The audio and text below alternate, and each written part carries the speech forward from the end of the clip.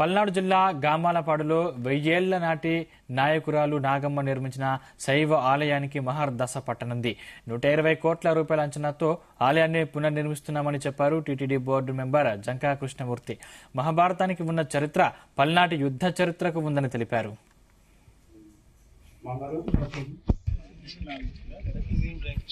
పలనాటి ప్రాంతంలోని దాచేపల్లి మండలం గామాలపాడు గ్రామంలో అలనాటి వీరనారి నాగమ్మ శివాలయాన్ని నిర్మించనున్నారు.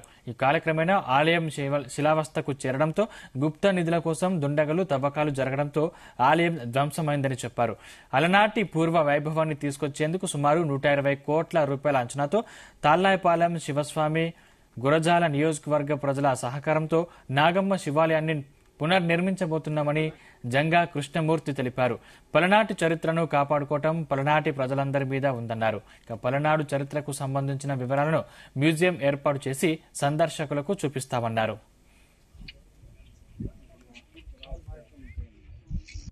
దాదాపుగా 900 సంవత్సరాల క్రితం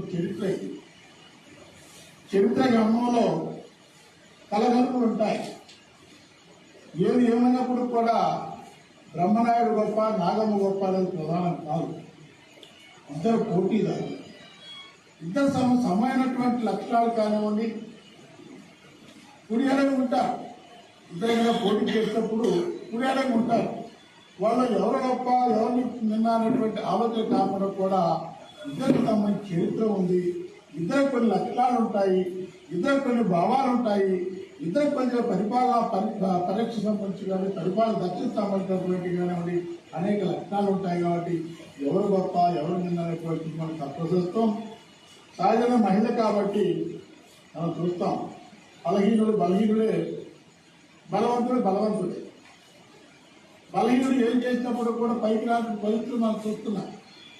బలవంతుడు ఏం చేయకపోయినప్పుడు కూడా వాళ్ళకి ఇచ్చిన ప్రచారం కానివ్వండి, వాళ్ళకి వ్యాపారం సహజంగా భేదాలు ఉండే పరిస్థితి. కాబట్టి అందులో మహిళలకు సంబంధించి కాబట్టి బ్రహ్మనాయుడు బలవంతుడే, కానీ ఒక అబలగా